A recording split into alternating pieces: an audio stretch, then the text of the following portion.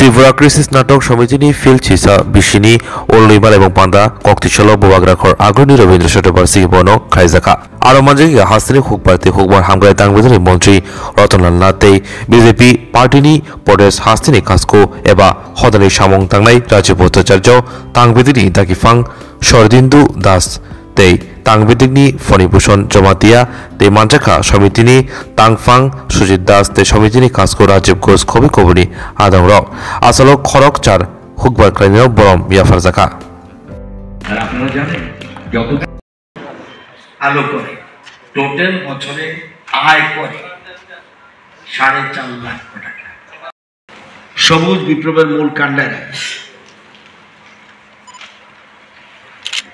প্রয়াত স্বামীনাথন এবং কুয়েতের আমির শেখ নওয়াব আল আহমেদ আল জারের আল সাবা ওনার প্রতি শ্রদ্ধা জানাই ওনাদের দুইজনের প্রতি শ্রদ্ধা জানিয়ে আমি আমার বক্তব্য রাখছি।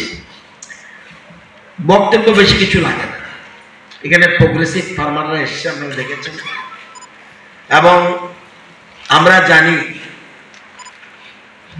সারা ভারতবর্ষে যদি আমাদের আত্মনির্ভর হতে হয়, স্বনির্ভর হতে হয়, তাহলে কৃষির বিকল্প কিছু নেই। আমাদের রাজ্যের কথাই ধরুন, আমাদের রাজ্যে আপনারা দেখবেন যে তিনটা জিনিস আছে। একটা হলো প্রাইমারি সেক্টর এবং সেকেন্ডারি সেক্টর, টারশারি সেক্টর। অর্থাৎ রাজ্যের উন্নয়ন হতে গেলে তিনটা দিক আছে। প্রাইমারি সেক্টর মানে কৃষি, এটার মধ্যে আছে এগ্রি, হর্টি, ফিশারি, এয়ারবিটি। সেকেন্ডারি মানে ইন্ডাস্ট্রি, টারশারি মানে সেবা, হোটেল সার্ভিস, বিভিন্ন রকম বিজনেস, এই সার্ভিস। আমাদের রাজ্যে উন্নয়নের সবচেয়ে বড় অংশীদার প্রাইমারি সেক্টর।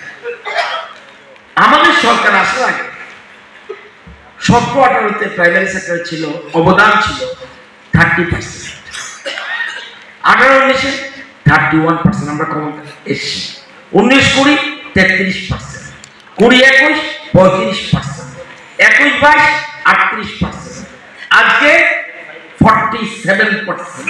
অর্থাৎ দ্রুত হয়ে যাচ্ছে। ওই যে ইকোনমিস্ট, উনি কিন্তু ইকোনমিস্ট,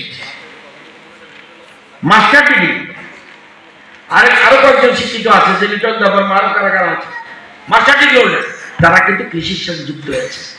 তো এই যে প্রাইমারি সেক্টর আমরা অনেকটা এগিয়ে গেছি আমাদের, এবং আমাদের রাজ্যের আগের মুখ্যমন্ত্রী বর্তমান মুখ্যমন্ত্রী আমি বিপ্লব দেবজি এবং ডক্টর মানিক সাহেব দুইজনে ভীষণ পজিটিভ।